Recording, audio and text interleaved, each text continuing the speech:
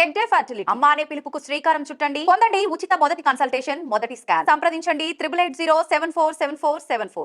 నమస్తే, welcome to iDream inside politics with Kavitha.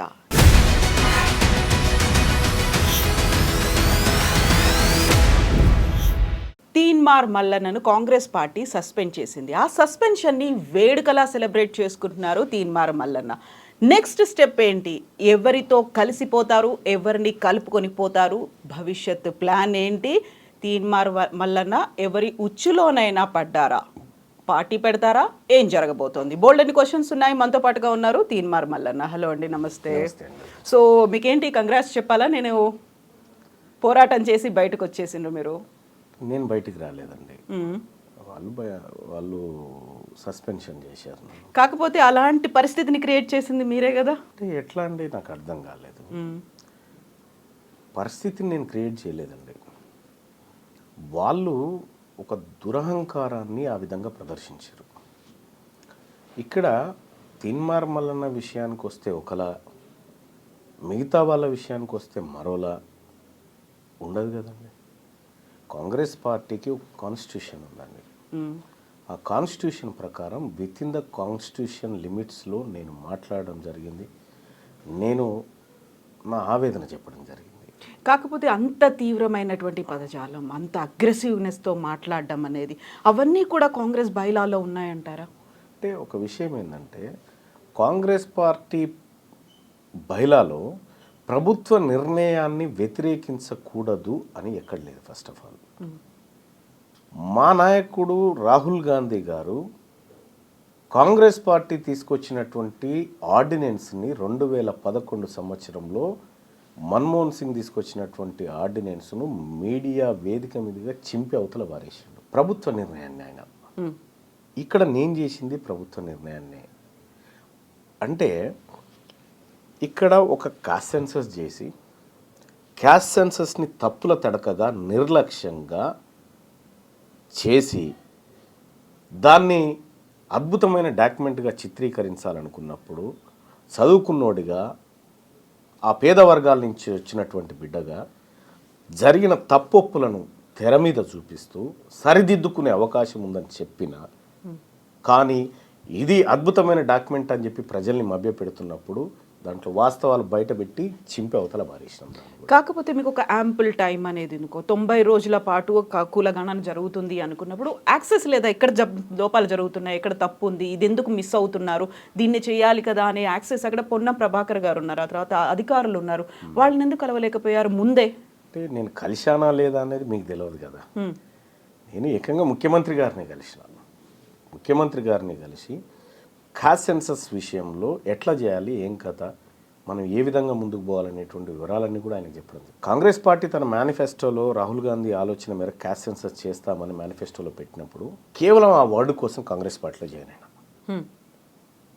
Join అయిన తర్వాత కాంగ్రెస్ పార్టీ ఇంప్లిమెంట్ చేస్తుందని, ఇది ప్రజలకు మంచి చేస్తామని చెప్పినప్పుడు రాష్ట్ర ప్రభుత్వం దాన్ని టేక్ ఓవర్ చేసి క్యాస్ట్ సెన్సస్ అని చేపట్టింది. రాష్ట్ర ప్రభుత్వం అనౌన్స్ చేసినప్పుడు తీన్మార్ మల్లన్న తన వేదికల మీద ప్రజలారా ఇందులో విస్తృతంగా పాల్గొనండి, కుల సంఘాలు అన్ని ఇందులో భాగస్వామ్యం కావాలి, కాంగ్రెస్ పార్టీ కార్యకర్తలారా ఎమ్యునరేటర్ వస్తే వాళ్ళని వాళ్ళ ఇళ్లలోకి తీసుకుపోయి వాళ్ళకి సహకారం అందించండి అనేటువంటి విస్తృత ప్రచారాన్ని కల్పించడంలో నా వంతు పాత్ర ఉంది. అది పార్టీ నిర్ణయాన్ని విజయవంతం చేయడం కోసం చేసినటువంటి కార్యక్రమం. వన్స్ ఫిబ్రవరి 2 తారీఖు రోజు ఈ క్యాస్ట్ సెన్సస్ సంబంధించినటువంటి వివరాలను రాష్ట్ర ప్రభుత్వం బయటపెట్టింది. బయటపెట్టినటువంటి పరిస్థితుల్లో ఇందులో ఉన్నటువంటి, ఎప్పుడైతే డాటా బయటకు వస్తుందో అప్పుడే దాంట్లో ఉన్నటువంటి సత్యాలు అసత్యాలన్నీ బయటకు వస్తాయి. Data can speak only. నోటి మాటగా మనం ఎన్ని అనుకున్నా వేరు. కానీ అప్పటి వరకు క్యాస్ట్ సెన్సస్ని పకడ్బందీగా చేయాలని పదే పదే ప్రజల్ని రిక్వెస్ట్ చేసినటువంటి తీన్మార్ మల్లన్న డాటా వచ్చిన తర్వాత అందులో జరిగినటువంటి లోపాలను ఎత్తి చూపారు. మనం ఒక విషయాన్ని గమనిస్తే 2011లో యూపీఏ గవర్నమెంట్ చేపట్టినటువంటి సెన్సెస్లో తెలంగాణ ప్రాంతంలో ఉన్నటువంటి ముస్లింల జనాభా 44 లక్షల మంది అని చూపించింది. 2025లో ఇదే కాంగ్రెస్ పార్టీ నిర్ణయం మేరకు రాష్ట్ర ప్రభుత్వం చేపట్టిన క్యాస్ట్ సెన్సెస్లో సేమ్ ముస్లింల జనాభా 44 లక్షలు, ఇంకా మీదికెళ్ళి ఒక 5,000 తగ్గిపోయాయి. ఇక్కడ కేసీఆర్ సర్వే అని కూడా కాదు, ఆ రోజు మనం చేసిన సర్వే, ఈరోజు మనం చేసిన సర్వే ఈ లోపాన్ని ఎత్తి చూపించడం జరిగింది. 2011లో చేసిన సెన్సెస్లో తెలంగాణ రాష్ట్రంలో కుటుంబాల సంఖ్య 83.40 లక్షలు. ఇవాళ ముఖ్యమంత్రి గారు ప్రెస్ మీట్లో చెప్పింది తెలంగాణ రాష్ట్రంలో 1,15,00,000 గృహాలున్నాయి, అందులో 1,12,00,000 గృహాల సర్వే మేము చేసినాం, ఇంకొక 3 లక్షల గృహాల సర్వే జరగాల్సింది, అది 3.91 అనేటువంటి ఒక మాట చెప్పిన. సో 11లో 83 లక్షలు, ఇప్పుడు 1,15,00,000, వీటి మధ్యలో ఉన్న గ్యాప్ 32 లక్షలు. అంటే 2011 నుంచి 2025 వరకు 32 లక్షల గృహాలు పెరిగినాయి. 32 లక్షల అంటే అప్పుడు 83 లక్షలు ఉన్నప్పుడు 3,50,00,000 మంది జనాభా. ఇప్పుడు అదనంగా 32 లక్షల గృహాలు యాడ్ అయిన తర్వాత ఒక్క గృహం నుంచి ఒక్కరినే తీసుకు ఈ 3,50,00,000కు ఈ 32 లక్షలు యాడ్ అయితే కనీసం 3,82,00,000 జనాభానన్నా ఉండాలి మన లెక్కల ప్రకారం. అది లేకపోగా కేవలం తెలంగాణ జనాభా 3,70,00,000 అని చెప్పి రాష్ట్ర ప్రభుత్వం చెప్తా ఉంది. ఇంకొక 16 లక్షల మందిని మేము ఎమ్యునరేట్ చేయలేకపోయినాము అనేటువంటి మాట రాష్ట్ర ప్రభుత్వం చెప్పింది. మానుకోట విలేజ్లో ఎంతమంది ఉన్నారనేది పూర్తిగా లెక్క చేస్తే ఎంతమంది ఉన్నారనేది తెలుస్తుంది. సగం చేసి ఇంకా 16 లక్షల మంది మిగిలిపోయారు. ఈ 16 లక్షలు అనేటువంటి మాట నీకు ఎట్లా తెలిసింది? ఫస్ట్ మీకు చేస్తే కదా తెలిసేది. 16 లక్షల మంది మిగిలిపోయినారనేటువంటి మాట మీకెట్లా తెలిసింది? ఇదొక అంశం. మళ్ళొక అంశం తీసుకుంటే తెలంగాణ రాష్ట్రంలో కేసీఆర్ నిర్వహించినటువంటి సమగ్ర కుటుంబ సర్వే అది ఎక్కడ అథెంటిక్ కాదని మీరు చెప్పినారు. ఇక్కడ క్లియర్గా 44 లక్షల మంది ఉన్నటువంటి మన సెన్సెస్లోనే 44 లక్షలు ఉన్న ముస్లింలు ఇప్పుడు కూడా 44 లక్షలే ఉండి 5,000 మంది అందులో చనిపోయినారు. కొత్తగా ముస్లింలకు ఒక్కరు పుట్టలే. కానీ గతంలో చేసినటువంటి లెక్కలలో ఉన్నటువంటి ఆధారాల ప్రకారం చూస్తే 10 లక్షల మంది ఉన్నటువంటి రెడ్లు ఈ 15 ఏళ్లలో కొత్తగా 5 లక్షల మందిని కన్నారు. 5 లక్షల మందికి జన్మనిచ్చి, కానీ 44 లక్షల మంది ముస్లింలు ఒక్కరిని కనలేక ఈ లెక్కలు చెప్తున్నాయి. ఇటువంటి అసమగ్రమైనటువంటి సర్వే నిర్వహించి ఏ వర్గాల ప్రజలను మీరు తక్కువ చేసి చూపించాలనుకుంటా ఉన్నారు? తెలంగాణ రాష్ట్రంలో ఉన్నటువంటి 6.98% అప్పర్ క్యాస్ట్ ఉందని ఖుద్దు అప్పటి ముఖ్యమంత్రి కేసీఆర్ గారు చెప్పినటువంటి లెక్కల ప్రకారం ఇంతమందే ఉన్నారని చెప్పిన తర్వాత 6.98% ఉన్నటువంటి వాళ్లకు 10% ఈడబ్ల్యూఎస్ ఎట్లా అమలు చేస్తావు అనేటువంటి క్వశ్చన్ రేజ్ అయినటువంటి పరిస్థితిలో అప్పర్ క్యాస్ట్ జనాభాని ఎక్కువ చేసి చూపించడానికి ఈ క్యాస్ట్ సెన్సస్ను వాడుకున్నాం. ఇక్కడ క్యాస్ట్ సెన్సస్ జరగాలని పేద వర్గాలన్నీ కోరుకున్నాయి. అసలు క్యాస్ట్ సెన్సస్లో పాల్గొనని వర్గాలు ఏమన్నా ఉన్నాయంటే అప్పర్ క్యాస్ట్. క్యాస్ట్ సెన్సస్లో పాల్గొనని వాళ్ళ సంఖ్య పెరిగింది, పాల్గొన్న వాళ్ళ సంఖ్య తగ్గిపోయింది. సో ఇవన్నీ చూసిన తర్వాత ఇవన్నిటిని పరిశీలిస్తున్నటువంటి ధర్మిల ఇది సమగ్రమైన సర్వే అని ఎట్లా అంటాం? అందుకోసం చింపేసినాం దాన్ని. ఇప్పుడు తీన్మార్ మల్లన్న ఇంత కూల్గా ఇంత డీటెయిల్డ్గా లెక్కలతో సహా మాట్లాడుతున్నారు. అదే పబ్లిక్లో ఉన్నప్పుడు అంత ఊపుతో మాట్లాడడానికి కారణం ఏంటి? అది కూడా అంత పరుష పదజాలం, అంత అగ్రెసివ్గా మాట్లాడడానికి అప్పుడు కూడా ఇంతే కూల్గా ఇంత నింపాదిగా చెప్పొచ్చు కదా. మీరు TV9లో ఒక దశాబ్దం పాటు యాంకర్గా పనిచేసినారు. ఒక విషాదకరమైన వార్త వచ్చినప్పుడు మీరు చదివే విధానం వేరే ఉంటుంది. ఒక ఆనందకరమైన వార్త వచ్చినప్పుడు మీ చదివే విధానంలో, మీ ఎక్స్ప్రెషన్స్లో, మీ వాయిస్ బేస్లో తేడా వస్తుంది. పబ్లిక్ మీటింగ్లో ప్రజలందరికీ వినబడేలాగా గట్టిగానే మాట్లాడాలి. మీరున్నారు. ఇప్పుడు నేను గట్టిగా అరిచి చెప్పడం వల్ల మీకేమన్నా లాభమా? గట్టిగా మాట్లాడడం వేరు, ఆవేశంగా మాట్లాడడం వేరు, అందులో అంత పరుష పదజాలంతో మాట్లాడడం కూడా వేరు. పరుష పదజాలం గురించి మాట్లాడదాం, కానీ ఇక్కడ కొన్ని వేలాది సమూహం ఒక దగ్గరికి చేరి ఒక ఆవేదనను వెలిబుచ్చుతున్నటువంటి సందర్భంలో అక్కడికి పోయిన వక్తగా నేను అదే ఫ్లోలో మాట్లాడాలి. అక్కడికి పోయి నేను నిదానంగా సావధానంగా మాట్లాడితే ఎక్కాల్సిన ప్రజలకు ఎక్కదు. కాబట్టి నేను ఏ ఫ్లోలోనైతే మాట్లాడానో అదే ఫ్లోలో మాట్లాడతా. ఏ వేదిక ఎక్కాల్సిన ప్రజలు ఎవరు? ఎవరికి ఎక్కాలనుకున్నారు? అంటే ఈ పేద వర్గాలు ఎవరికైతే అన్యాయం జరుగుతుందో వాళ్ళ మైండ్ సెట్లోకి ఈ అంశాన్ని తీసుకుపోవడానికి అనేకమైనటువంటి అంశాలను జోడించి తీసుకొని పోతాం. మనకు రిపోర్టర్లు వార్త పంపిస్తే దాన్ని మాడిఫై చేసుకుంటాం. దాని ఏది ప్రేక్షకుడికి అనుగుణంగా, ప్రేక్షకుడికి మైండ్లోకి చొరబడే అనుగుణంగా ఎట్లయితే ఎక్కించుకుంటామో సేమ్ వేదికల మీద కూడా నాయకత్వం అదే చేస్తుంది.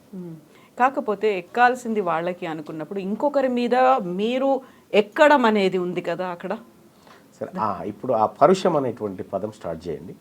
ఎక్కడ, ఏమిటి, ఎలా, ఎందుకంత, ఏది, అది ఏ అంశం గురించి సో యూజువల్గా కమ్యూనిటీల గురించి మాట్లాడడం కావచ్చు, లేకుంటే ఎవరు ఏం తాగాలి, ఎవరు ఏం తింటున్నారు, వీటన్నిటి గురించి మాట్లాడడానికి కూడా మీరు చెప్పినటువంటి ఈ లెక్కలు చెప్పి దానికి సంబంధించినటువంటి పోరాటమే గతం నుంచి జరుగుతుంది, కొన్ని దశాబ్దాలుగా జరుగుతుంది.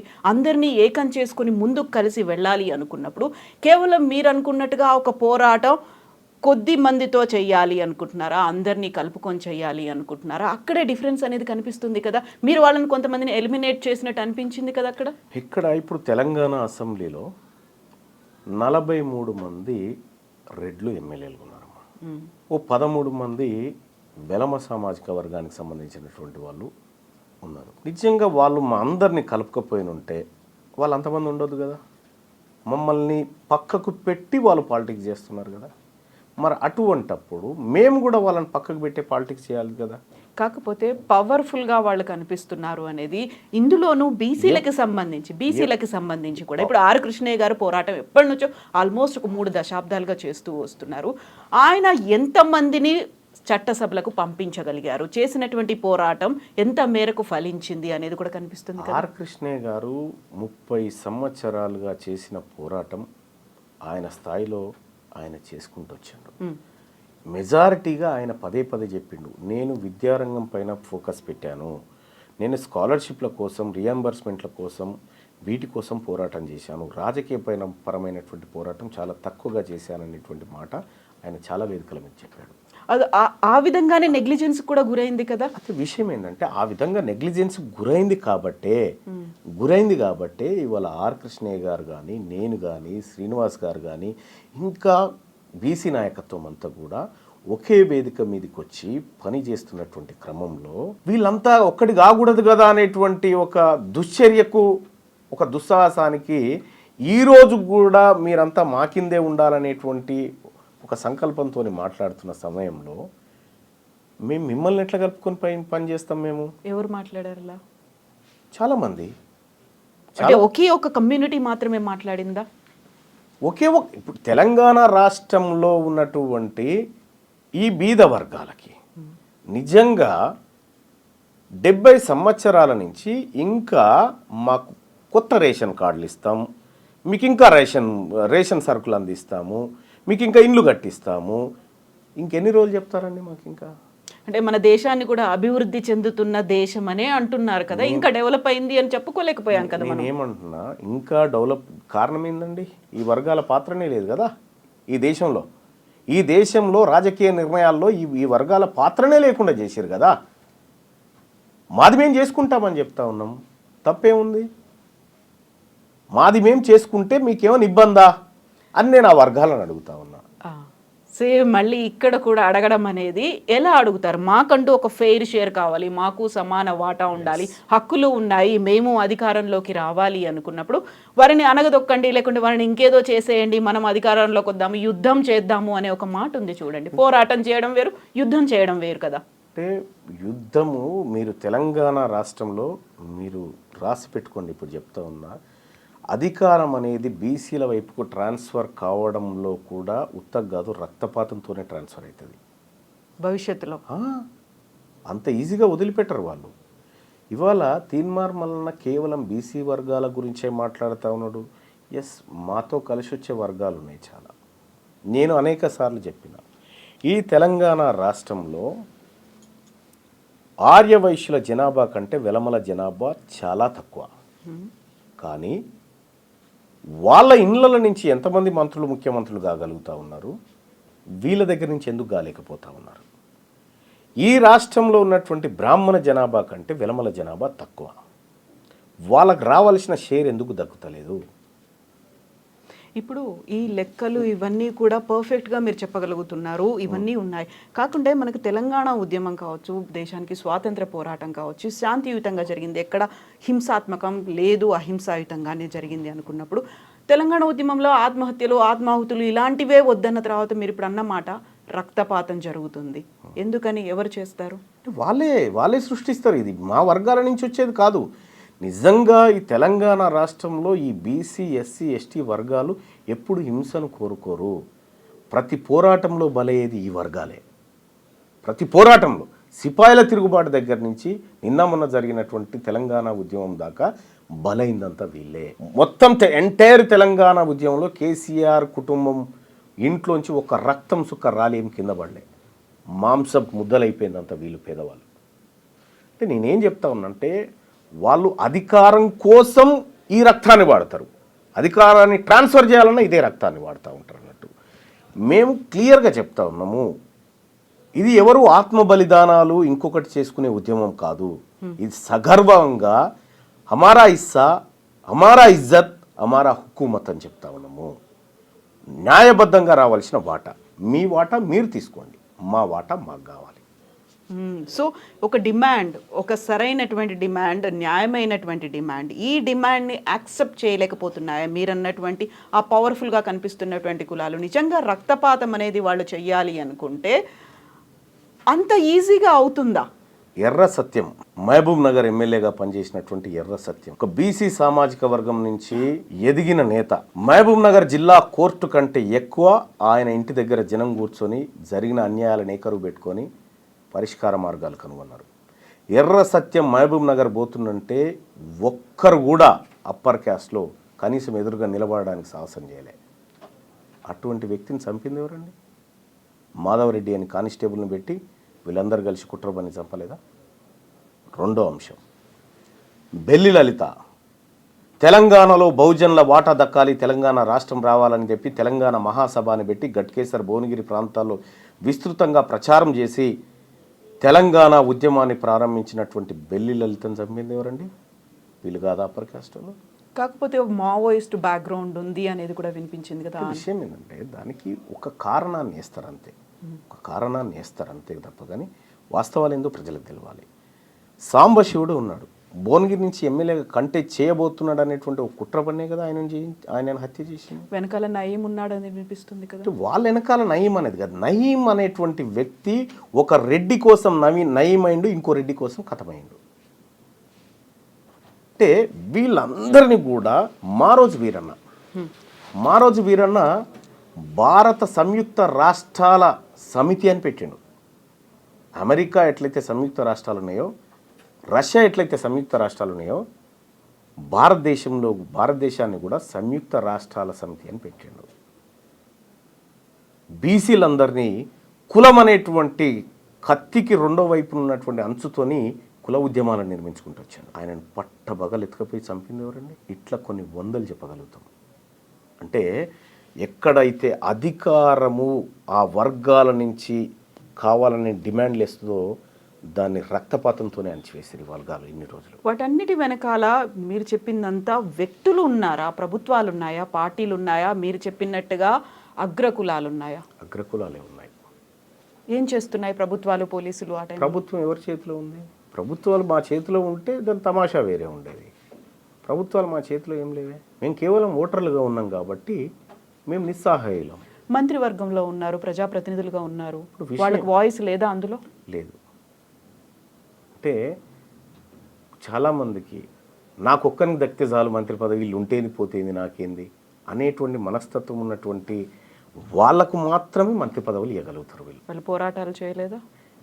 నేనేమంటున్నాను, కొండా లక్ష్మణ్ బాపూజీ గారు ఉన్నారు, ఆయన కూడా మంత్రి పదవి ఇచ్చారు. కానీ మంత్రి పదవిని ఇసిరి అవతల కొట్టి ఈ తెలంగాణ రాష్ట్రం ఏర్పడాలి, ఈ తెలంగాణ రాష్ట్రంలో బీసీల బతుకులు మారాలని కొట్లాడి మంత్రి పదవిని అవతలకి ఇసిరిగొట్టినటువంటి కొండా లక్ష్మణ్ బాపూజీ లాంటి వాళ్ళకి ఇచ్చే దమ్ముందా? బానిసలుగా పడుండేటువంటి వాళ్ళకు మాత్రమే మంత్రి పదవులు ఇచ్చి వాళ్ళ ద్వారా పబ్బం గడుపుకుంటాయి అగ్రవర్ణ ప్రభుత్వాలు. ఇప్పుడున్నటువంటి కాంగ్రెస్ ప్రభుత్వంలో ఉన్నటువంటి బీసీ మంత్రులు కూడా అదే పరిస్థితిలో ఉన్నారా? అదే పరిస్థితిలో ఉన్నారా లేదా అనేది ఇంకొక ఏడాదిలో తేలుతుంది. కులగణన 42% ఇంప్లిమెంటేషన్ విషయంలో వాళ్ళు ఎలాంటి స్టెప్స్ తీసుకుంటారనేది అప్పుడు తెలుస్తుంది వాళ్ళకి. చిత్తశుద్ధి లేదా? చిత్తశుద్ధి ఉండాలని చెప్తా ఉన్నాం. అంటే మీకు కనిపించట్లేదా? కనీసం ఆ అటెంప్ట్ చేశారు, ఇనిషియేషన్ ఉంది. నేనేమంటున్నా, ఇట్లా ప్రభుత్వాల దగ్గర సాగిలపడినటువంటి సందర్భంలో వాళ్ళు మళ్ళీ ప్రజాక్షేత్రంలోకి పోయినప్పుడు వాళ్ళు ఎవరు కూడా గెలవలేదు. అంటే అల్టిమేట్గా ప్రజలు నిన్ను నమ్మాలి, నీ వైపు ఉన్నప్పుడు మాత్రమే నువ్వు ఏ హోదాలో ఉన్నా. నిజంగా ప్రజలు నీ వైపు ఉంటే నీకు మంత్రి పదవి ఉండదు ఫస్ట్. అదేం లాజిక్? అంతే కదా, నువ్వు వాళ్ళ వైపు ఉండాలి. మీ వాయిస్ని అక్కడ ప్రభుత్వంలో వినిపిస్తున్నారు అనేది లేదా? అక్కడ కాదా, జరగట్లేదా? ఎవరు నా వాయిస్నా? మీ అంటే అందరి వాయిస్ని ఇప్పుడు అంటే ఎవరి కోసమైతే పోరాడుతున్నారో ప్రతినిధులుగా. ఒకటి ఏంటంటే మంత్రి పదవి అనేది ముఖ్యమంత్రి విశ్వాసం ఉన్నన్ని రోజులు మాత్రమే ఉండగలిగినటువంటి పదవి. ముఖ్యమంత్రికి విశ్వాసంగా ఉండాలంటే బీసీల మాట మాట్లాడితే విశ్వాసంగా ఉంటాడా? పార్టీ తీసుకున్న లైనే అది. పార్టీ తీసుకున్నటువంటి లైన్ నువ్వు ఆల్రెడీ చెడగొట్టి పెట్టినావు. ఇక్కడ తెలీదా అధిష్టానానికి? తెలిసింది కాబట్టి రీసర్వేకి ఆదేశించింది, తెలిసింది కాబట్టి దాని మీద ఒక కమిటీ వేసింది. మీరన్న అవకతవకలు ఇవన్నీ సెట్ అయిపోతాయంటారా దాంతో? రీసర్వే కావచ్చు, కమిటీ కావచ్చు, వీటన్నిటితో కావు. ఏం జరగాలి? బీసీల ప్రభుత్వం రావాలి. బీసీల ప్రభుత్వం నెక్స్ట్ కాబోయే సీఎం బీసీఏ బరాబర్ అవుతాడు అనేది టీపీసీసీ చీఫ్ చెప్తున్నారు. బరాబర్ అవుతాడు. అది కాంగ్రెస్ పార్టీయే చేస్తుంది అనేది. హ్యాపీ. ఇప్పుడున్న రేవంత్ రెడ్డి గారిని ఇక చాలయా, నీ పర్ఫార్మెన్స్ బాగాలేదు, ప్రజల్లో వ్యతిరేకత వచ్చింది, మేము బీసీ ముఖ్యమంత్రిని పెడతామంటే ఇంకా హ్యాపీ కదా. కాకుండా మళ్ళీ ఇంకో కండిషన్, ఈ 5 ఏళ్ల పాటు రేవంత్ రెడ్డి సీఎం ఉంటాడు, నెక్స్ట్ బీసీఏ అవుతాడు, అది కాంగ్రెస్ పార్టీయే చేస్తుంది అనే మాట. అంటే ఇప్పుడు ఒక యుద్ధానికి పోయేటప్పుడు నువ్వు ఓడిపోతాను, ఎవరైనా యుద్ధానికి పోతారా? గెలుస్తామనే పోతాం. సహజంగా పార్టీలు ప్రతిసారి మేము ఎన్నికల్లో గెలవబోతున్నామనే చెప్తాయి, కానీ గెలవరు. అన్ని పార్టీలు గెలవు, ఎవరో ఒకరే గెలుస్తారు. ఇక్కడ వాదానికి పార్టీలకు మధ్య జరుగుతున్నటువంటి యుద్ధం ఇది. ఇటీవల కాలంలో జరిగినటువంటి ఎమ్మెల్సీ ఎన్నికలు కానీ, ఇటీవల కాలంలో జరుగుతున్నటువంటి పరిణామాల నేపథ్యంలో ఇవాళ 5 స్థానాలను కాంగ్రెస్ పార్టీ, 4 స్థానాలు, 1 బీఆర్ఎస్ పార్టీ భర్తీ చేసుకుంటే 3 బీసీలకు ఇవ్వాల్సిన అనివార్యత ఏర్పడ్డది, 1 ఎస్సీ ఎస్టీలకు ఇవ్వాల్సినటువంటి అనివార్యత ఏర్పడ్డది. ఇక్కడ ఎమ్మెల్సీ ఎన్నికల్లో బీసీలకు టికెట్ ఇవ్వాలని చెప్పి మేమందరం కూడా కాంగ్రెస్ పార్టీ చెప్తే మేము బీసీలకు ఇవ్వాము, ఓసీలకు ఇస్తామంటే బీసీలంతా ఓడగొట్టి ఇంటికి పంపించారు. సో ఇవాళ ప్రభుత్వం రాష్ట్రంలో మారుతున్న పరిణామాలకు అనుగుణంగా ప్రభుత్వం పార్టీల విధానాలు కూడా మారుతూ ఉన్నాయి. అనివార్యమనే పరిస్థితి. అనివార్యంగానే లేకపోతే ఇప్పుడు ఈ బీసీ వాదము, ఈ ఉద్యమాలు ఇవన్నీ లేకపోతే వీళ్ళకెందుకు ఇస్తారండి? అవి తీసుకుపోవడానికి వేరే వాళ్ళు ఉంటుండే. కానీ ఇలా తప్పనిసరి పరిస్థితుల్లో ఈ వర్గాలకు ఇవ్వాల్సినటువంటి అనివార్యతను ఈ రాష్ట్రంలో క్రియేట్ చేయగలిగినాం. అంటే సాటిస్ఫాక్షన్ ఎక్కడికి లేదు. ఇప్పుడు మండల్లో 40 మంది ఎమ్మెల్సీలు ఉన్నారు.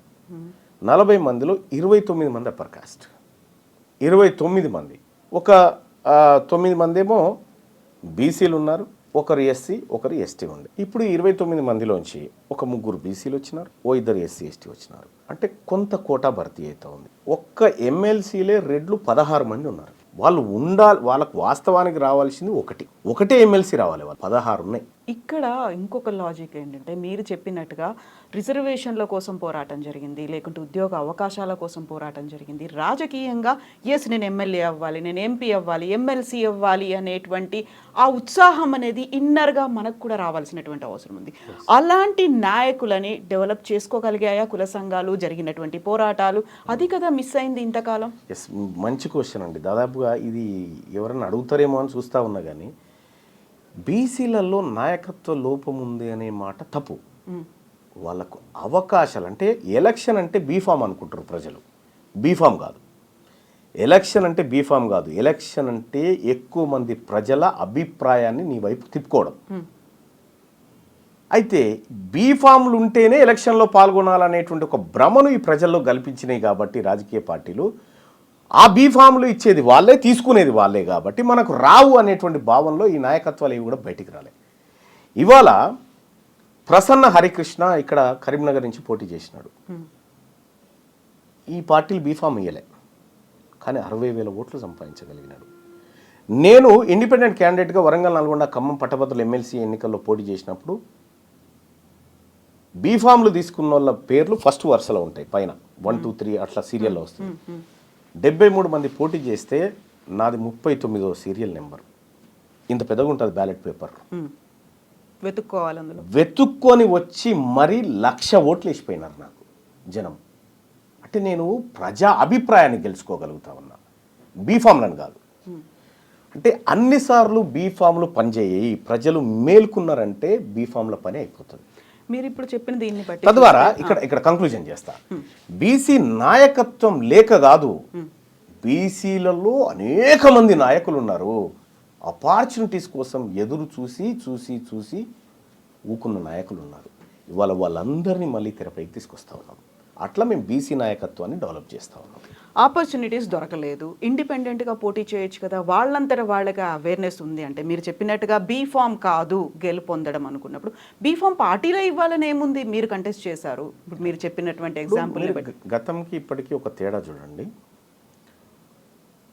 నల్గొండలో పిల్లి రామరాజు యాదవ్ ఒక బీసీ, ఆయన పోటీ చేయాలంటే ఆ పార్టీలు టికెట్ ఇవ్వలే, పోయి అక్కడ కంటెస్ట్ చేసినాడు, 25,000 ఓట్లు సంపాదించినాడు. అక్కడ సూర్యాపేటలో ఒట్టే జానయ్య యాదవ్ ఉన్నాడు, ఈ పార్టీలో ఆయన బహిష్కరిస్తే ఆయన పోయి అక్కడ కంటెస్ట్ చేసి 20,000 ఓట్లు సంపాదించినాడు. అక్కడ నీలం మధు ఉన్నాడు, ఆయనకు టికెట్ తిరస్కరిస్తే ఆయన పోయి పోటీ చేస్తే 40,000 ఓట్లు సంపాదించినాడు.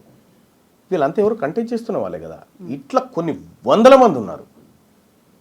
అయితే ఇక్కడే ఇంకొకటి ఏంటంటే ఇండిపెండెంట్ క్యాండిడేట్లని పార్టీలే కావాలని అక్కడ పెడతాయి అనేది, ఓట్లు చీలడానికో వ్యతిరేక ఓట్లు మా వైపు రావడానికనో, ఆ కాన్సెప్ట్ అనే దాంతోనే ఇలాంటి క్యాండిడేట్లు ఉన్నారు. అది తప్పు, అది తప్పు. అది ఒకప్పుడు కానీ ఇప్పుడు కాదు. అది ఇవాళ ప్రాణాలు పోయినా పర్వాలేదని కొట్లాడుతున్న బీసీ బిడ్డలు పోటీ చేసినటువంటి స్థానాలు ఇవన్నీ. సో అంత పార్టీలను, ఇతర పార్టీలను గెలిపించడానికి బీసీలే మన పావులా? అంత బుర్ర లేకుండా ఉన్నారా? ఎవరు కుట్టిరిందో పసిగట్టలేనంత తెలివి తక్కువగా ఉన్నారా? గతంలో జరిగినటువంటి ఎన్నికల యుద్ధాలు వేరు, ఇప్పుడు జరుగుతున్న ఎన్నికల యుద్ధాలు వేరు. ఇప్పుడు ఒరిజినల్గా రాజ్యంలో పార్టిసిపేట్ చేయడం కోసం జరుగుతున్నటువంటి యుద్ధంలో బీసీలు భాగస్వాములై కొట్లాడుతూ ఉన్నారు. ఇప్పుడు ఇదే లాజిక్ని బట్టి చూసుకుంటే తీన్మార్ మల్లన్న కూడా 2023లో ఎమ్మెల్సీగా కాంగ్రెస్ పార్టీ తరఫున గెలిచే ముందు 3 సార్లు కంటెస్ట్ చేశారు ఇండిపెండెంట్ క్యాండిడేట్గా. సో అక్కడ ఇండిపెండెంట్ క్యాండిడేట్ అయ్యి ఎంత పోరాటం చేసినప్పటికీ, ఓట్లు సాధించుకోగలిగినప్పటికీ మీరు గెలవలేదు. కాంగ్రెస్ పార్టీకి వచ్చిన తర్వాత మాత్రమే, ఒక ఎమ్మెల్సీ అభ్యర్థిగా మీరు నిలబడ్డ తర్వాత మాత్రమే గెలవగలిగారు. సో ఈ లాజిక్ని ఎట్లా చూడాలి దీన్ని? నల్గొండ ఖమ్మం పట్టభద్రుల ఎమ్మెల్సీ ఎన్నికల్లో తీన్మార్ మల్లన్నను గెలిపియలే కాంగ్రెస్ పార్టీ బీఫామ్, మల్లన్ననే కాంగ్రెస్ పార్టీని గెలిపించింది. అక్కడ నేను ఇండిపెండెంట్గా పోటీ చేస్తే ఇంతకంటే రెట్టింపు ఓట్లు వచ్చేటి నాకు. మరి ఎందుకు కాంగ్రెస్ పార్టీ అప్పుడు? అంటే ఈ కాస్ట్ సెన్సస్ చేస్తా అని రాహుల్ గాంధీ గారు ఏదైతే మాట చెప్పారో, కాస్ట్ సెన్సస్ చేసి 42% రిజర్వేషన్ ఈ వర్గాలకు ఇస్తా అనేటువంటి రాహుల్ గాంధీ గారి ఆలోచన గెలవాలనుకున్నా, కాబట్టి ఆ పార్టీ కోసం వర్క్ చేసిన. రాహుల్ గాంధీని అప్రోచ్ అయ్యారా, కలిసారా? కులగణనకు సంబంధించి జరిగిన అవకతవకలు, తప్పుడు లెక్కలు ఇచ్చాము. ఏమన్నారు? అందుకే కదా మళ్ళీ సర్వేకి ఆదేశించింది. పర్సనల్గా మీకు వచ్చినటువంటి అష్యూరెన్స్ కావచ్చు, ఏం మాట్లాడారు అనేది. మీరు చెప్తున్నట్టుగా కాంగ్రెస్కి సంబంధించి బైలాస్ ఉన్నాయి. రాహుల్ గాంధీ ఏదైతే మాట చెప్పారో దాన్ని ఇక్కడ రేవంత్ సర్కార్ పట్టించుకోవట్లేదు, స్వయంగా సీఎం రేవంత్ రెడ్డే మాట తప్పారు అని మీరు అంటున్నప్పుడు తీసుకోవాల్సినటువంటి చర్యలు అనేవి ఉంటాయి. అది సరిపోతుందా రీసర్వే అనేది? మళ్ళీ మీకు నమ్మకం ఉందా? అంటే విషయం ఏంటంటే ఇది సరిపోదు అనే విషయాన్ని కూడా మళ్ళీ పంపించాం. మళ్ళీ దీన్ని దేనికోసం వాడుతున్నాను అనేటువంటి విషయాన్ని కూడా పంపించడం జరిగింది. అందుకోసమే ఈ ప్రభుత్వాన్ని నమ్మకుండా ఏకంగా రాహుల్ గాంధీ గారి ఒక సపరేట్ కమిటీ నియమించింది దీని మీద, దీన్ని అబ్జర్వ్ చేయడానికి. వాళ్ళ పని వాళ్ళు చేస్తూ ఉన్నారు. ఇక్కడ ఒక విషయం ఏంటంటే రాహుల్ గాంధీ గారు దేశవ్యాప్తంగా కులగణన అంటూ ఉన్నాడు, పార్లమెంట్లో బీసీల ఇస్సా గురించి మాట్లాడుతూ ఉన్నాడు, వాళ్ళ వాటా రావాలంటా ఉన్నాడు. ఆయన మాట్లాడిన ప్రతిసారి ఈ తెలంగాణలో కాంగ్రెస్ పార్టీ ప్రభుత్వం ఏర్పడి December 7, 2023 ఆ రోజు నుంచి December 20 ఇప్పుడు ఫిబ్రవరి వరకు రాహుల్ గాంధీ గారు అక్కడ బీసీల గురించి మాట్లాడితే ఇక్కడ లోకల్ పేపర్లో వార్త రాదు. దాని మీద రీసెర్చ్ చేసినాం మేము. రీసెర్చ్ చేసి 18 పేజీల రిపోర్ట్ తయారు చేసినాం.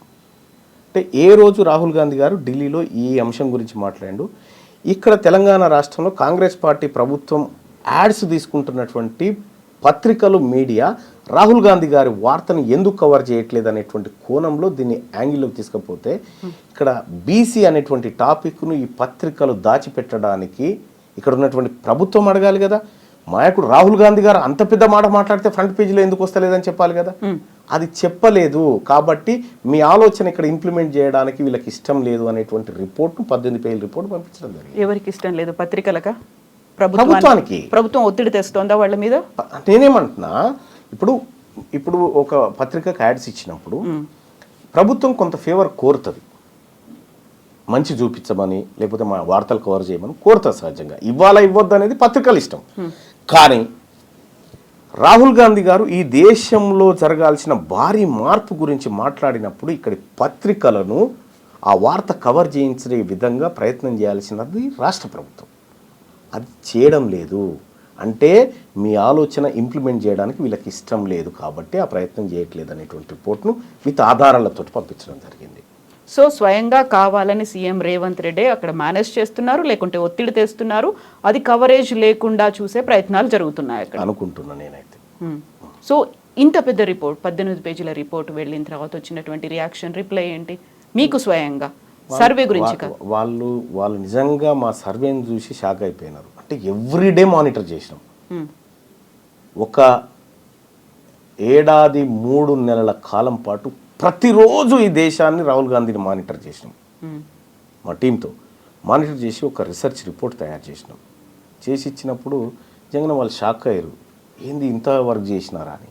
అంటే విత్ డేట్స్ కూడా వేసినాం, మళ్ళీ డేట్స్ ఎవిడెన్సెస్ కూడా వేసి అవి కరెక్ట్గా తీసి పెట్టినాం అన్నట్టు. అంటే రాహుల్ గాంధీ గారి ఆలోచన ఇంప్లిమెంట్ అయితే ఈ దేశం దశ మారిపోతుంది అనేటువంటి ఒక ఆలోచన మాకుండే కాబట్టి ఎందుకు ఆయన ఆలోచన కింది స్థాయికి పోతలేదు అనేటువంటి ఒక చర్చ వచ్చినప్పుడు ఇవన్నీ మేము చేయడం జరిగింది. సో దేశం దిశ మార్చాలి అనే ఆలోచన రాహుల్ గాంధీకి ఉంది, బట్ రేవంత్ రెడ్డికి రాష్ట్రం దిశ మార్చాలనే ఆలోచన లేదా?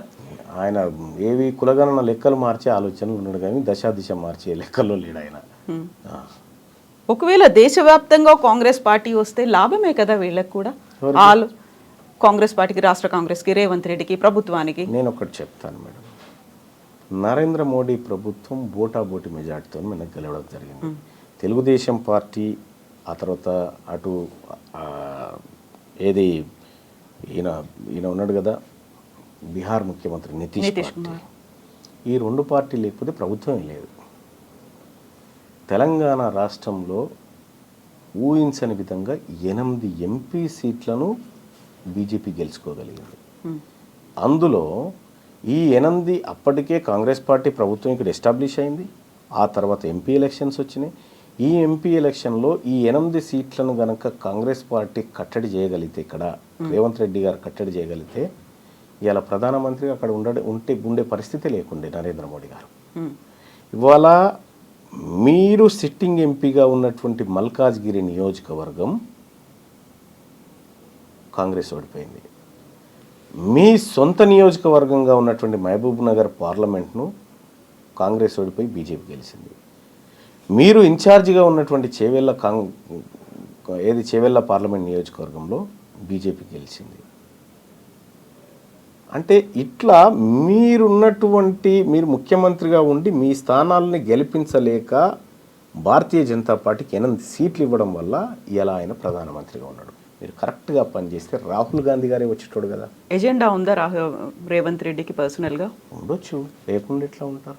ఇదే ఇవాళ ఇంకా అదే కాదు, కరీంనగర్ గ్రాడ్యుయేట్ ఎమ్మెల్సీ ఎన్నికలు జరుగుతూ ఉంటే రేవంత్ రెడ్డి గారు ఎవరైనా పోతే మన అభ్యర్థి అనుకుంటే, మా అభ్యర్థి మంచోడయా, చాలా ప్రజలకు సేవ చేస్తాడు, ఇతని వల్ల మంచి జరుగుతుంది, పట్టభద్రులకు మంచి జరుగుతుంది, మీ కష్ట సుఖాల్లో అండగా ఉంటాడు, నన్ను నమ్మండి, ఇతను కోటేయండి అని చెప్పాలి.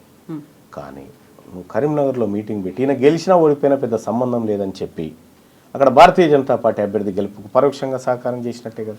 సీఎం కదా, ఇంటెలిజెన్స్ రిపోర్ట్స్ అవి ఉంటాయేమో, అక్కడ బీజేపీ క్యాండిడేట్ కి మెజారిటీ వస్తుంది. అటువంటప్పుడు పోవడం దేనికి, పోయి మాట చెప్పడం దేనికి? ఇప్పుడు మీ అభ్యర్థి, మీరు పెట్టుకున్న అభ్యర్థి కన్నీళ్లు పెట్టుకొని నన్ను వీళ్ళందరూ కలిసి మోసం చేసినారని చెప్పే పరిస్థితి ఎందుకు వచ్చింది? ఎక్కడైనా కూడా ఈయన గెలిచినా గెలవకపోయినా పెద్ద ప్రాబ్లం లేదని చెప్పడం అంటే ఏందన్నట్టు దాని అర్థం.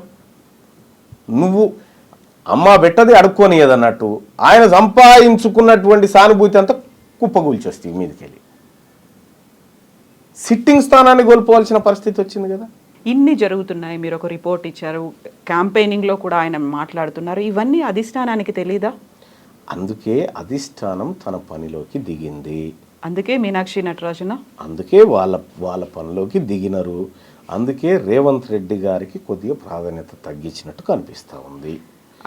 మీనాక్షి నటరాజన్ గారు వచ్చిన తర్వాత ఈ ముఖ్యమంత్రి డామ్ డూమ్ అనేటువంటి డైలాగులు బంద్ అయిపోయినాయి. మీరు చూడండి, అబ్జర్వ్ చేయండి.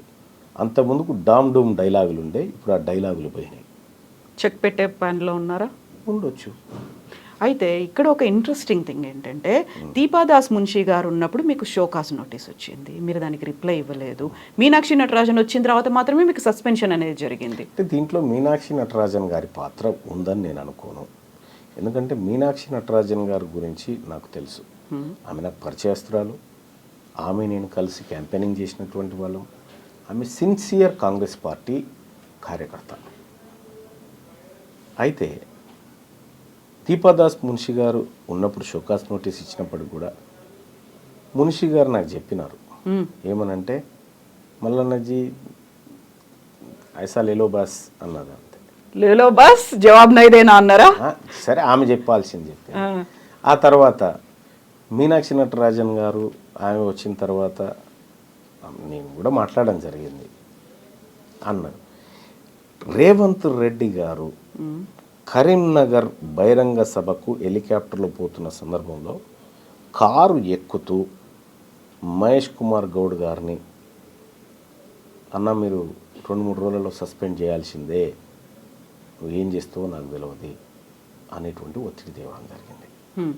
నాతో మాట్లాడాల్సిన వాళ్ళు మాట్లాడి, ఆయన పాపం మహేష్ కుమార్ గౌడ్ గారు కూడా మల్లన్న వెనుక బీసీలు ఉన్నారు, బీసీల్లో చెడ్డ పేరు వస్తుంది, ఇప్పటికే బీసీల్లో బదనామైనం అనేటువంటి ఎంత ప్రయత్నం చేసినా ఈయన వినలే. ఆయన కూడా బీసీ బిడ్డే కదా.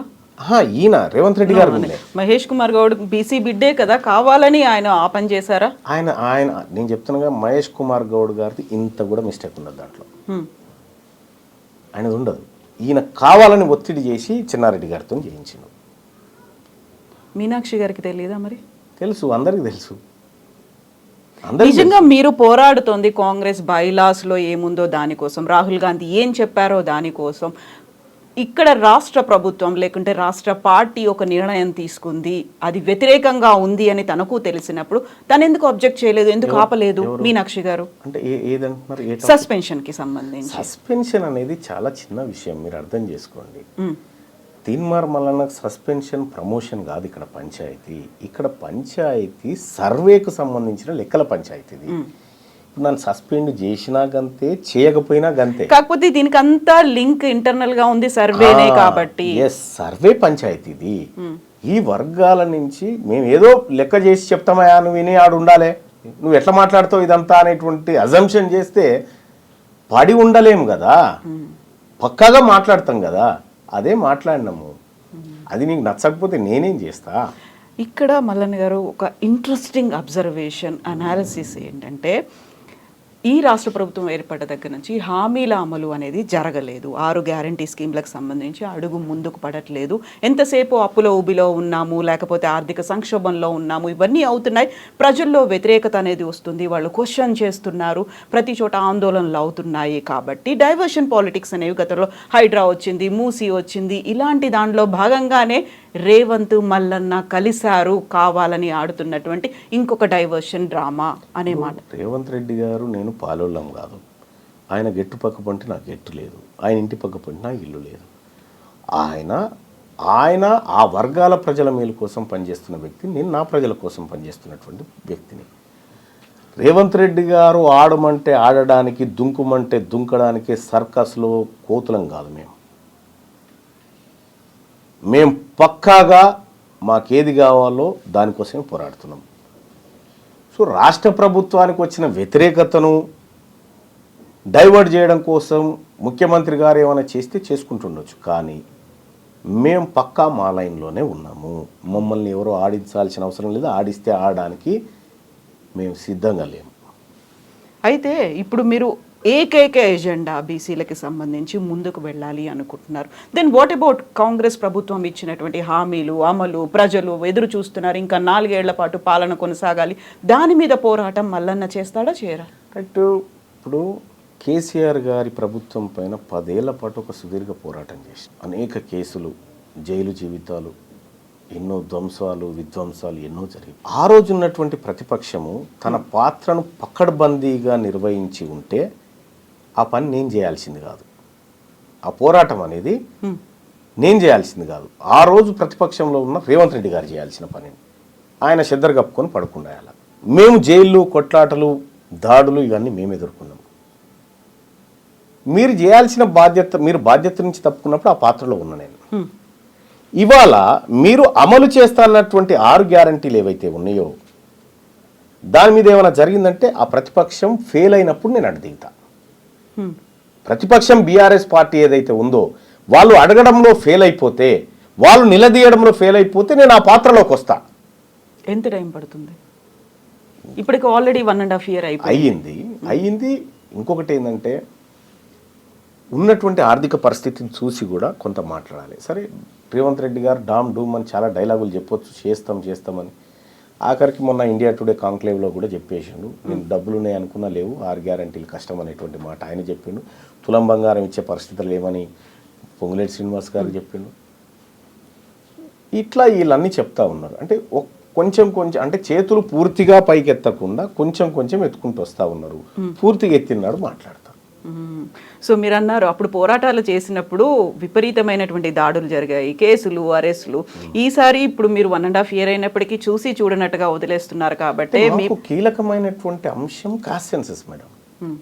మాకు ఈ 42% రిజర్వేషన్ చేస్తామంటున్నారు కదా, మేము దానికోసమే వర్క్ చేస్తాం. ఇప్పుడు మేము ఈ స్థాయిలో పోరాటం చేస్తున్నాం కాబట్టి ఈ కదలిక ఉంది. ఈ అంశాన్ని వదిలిపెట్టి, కీలకమైన అంశాన్ని వదిలిపెట్టి ఇప్పుడు వీటి గురించి పడ్డమనుకోండి, అసలైన అంశం మరుగున పడుతుంది. బట్ రెండింటిని బ్యాలెన్స్ చేయాల్సినటువంటి అవసరం ఉంది. ఇప్పుడు 42% అంటున్నారు, ఇక్కడ 100% ప్రజల కోసం కూడా పోరాడాలి కదా మీరు. అది దానికి ఒక పక్షం ఉంది. ఇప్పుడు అంటే ప్రతిపక్షం అనేది, ప్రజాస్వామ్య దేశంలో ప్రతిపక్షం అనేది చాలా ఇంపార్టెంట్. వాళ్ళు వాళ్ళ పాత్రను నిర్వర్తించడంలో ఫెయిల్ అయినప్పుడు ప్రజలే ప్రతిపక్షంగా మారుతారు. సో చాలా కంట్రీస్లో అదే జరిగింది.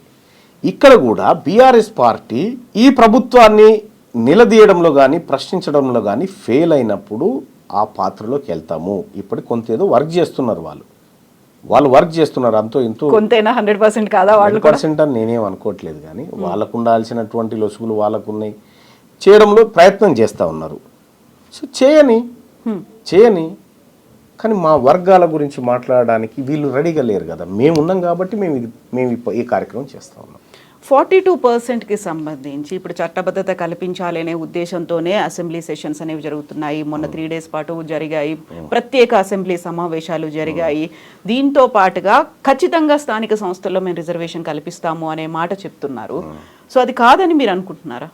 అంటే ఒకటి, మనము చదువుకున్నటువంటి వ్యక్తులుగా ఎంతవరకు ఏది పోగలుగుతుంది అనేది చూడాలి.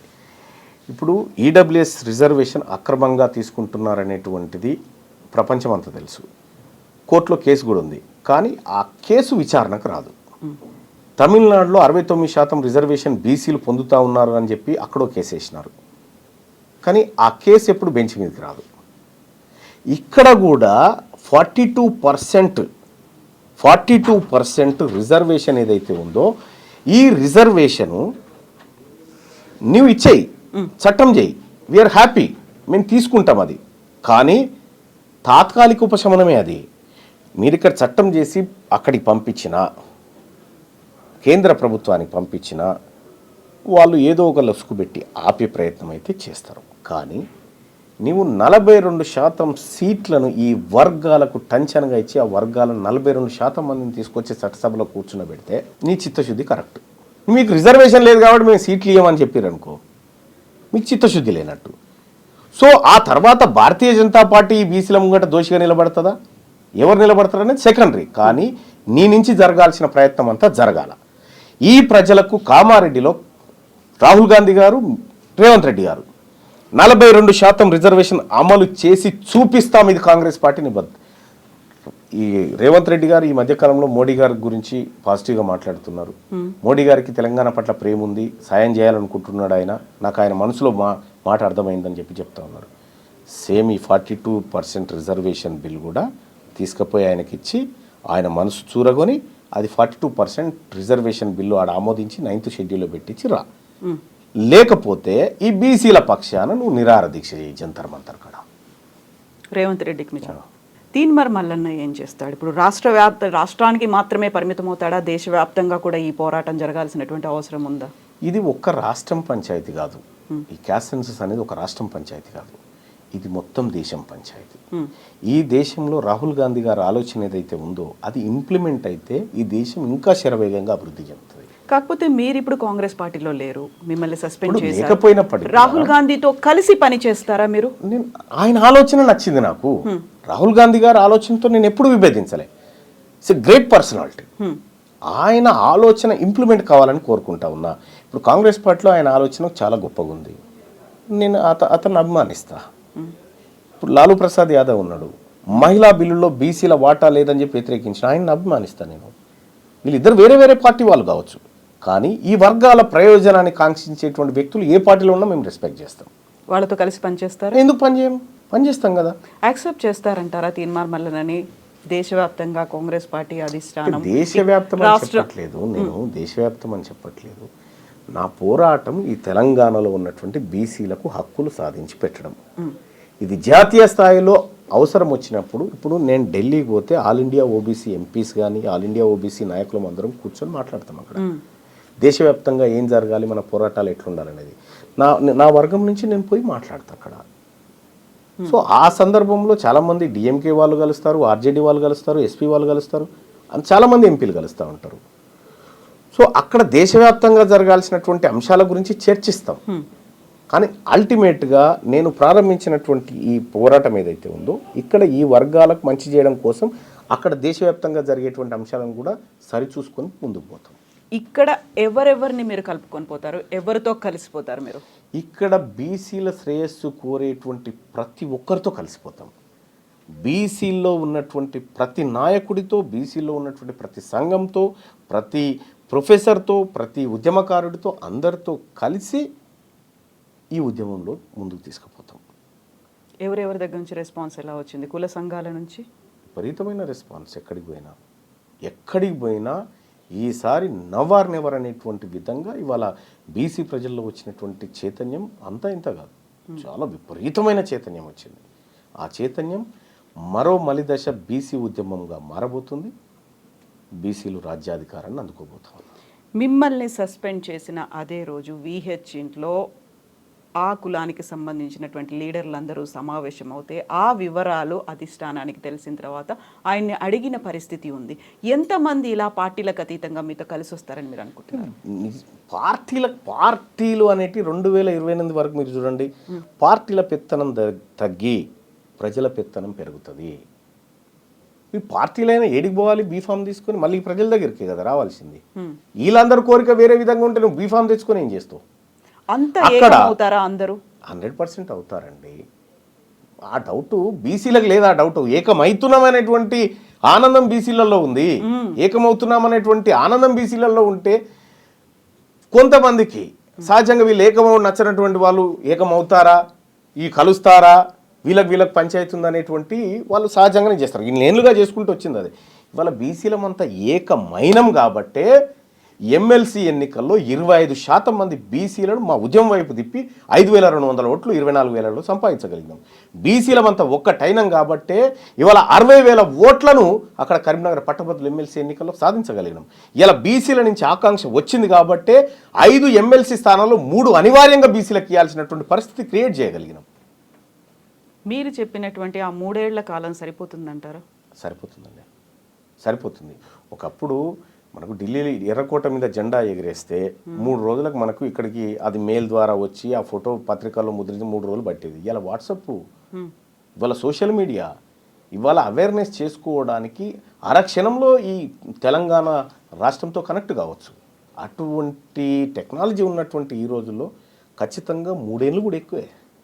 ఇప్పుడు ఇంతమంది సీనియర్ లీడర్లు ఉన్నారు బీసీలకు సంబంధించి, కుల సంఘాల నేతలు ఉన్నారు, ఇంతమంది. తీన్మార్ మల్లన్న ఒక యువకుడు, వాళ్ళందరికంటే చిన్నవాడు, రాజకీయాల్లోకి కొత్తగా వచ్చినవాడు అనుకోవచ్చు. సో సపోర్ట్ చేస్తారా, కలిసి వస్తారా మీతో? ఇప్పుడు బిర్సా ముండా అని ఒక ఆదివాసీ యుద్ధ వీరుడు ఉన్నాడు. 21 ఏళ్ళకే అతన్ని చంపేశారు. కానీ వాళ్ళ బిర్సా ముండా చనిపోయి కొన్ని దశాబ్దాలు అవుతా ఉంది. ఆ యోధుడి పోరాటాన్ని స్మరించుకుంటూ ఆ జాతులన్నీ నివాళులర్పించి ఇవాళ భారతదేశమే, భారత ప్రభుత్వమే ఆయన గుర్తింపునిచ్చి కార్యక్రమం చేస్తూ ఉంది. ఏజ్ ఏందండి నాకు అర్థం కాదు. నువ్వు మంచి చేయడానికి ఏజ్ కాదు కావాల్సింది, మంచి చేయడానికి సంకల్పం కావాలి, మంచి చేయడానికి నీకు ఆలోచన కావాలా. ఏజ్తో సంబంధం లేదండి. వాళ్ళ దీవెనలన్నీ ఉన్నాయా మీకు? 100%. వాళ్ళంతా మా పెద్దవాళ్ళు, మా జాతుల కోసం వివిధ స్థాయిలో పోరాటం చేసినటువంటి బీసీ నాయకత్వం అంతా ఉంది. వాళ్ళందరి ఆశీస్సులు ఉన్నాయి. వాళ్ళందరి ప్రేమ అభిమానాల వల్లనే వాళ్ళ ఆలోచన మేరకే ముందుకు పోతా ఉన్నాం మేమంతా.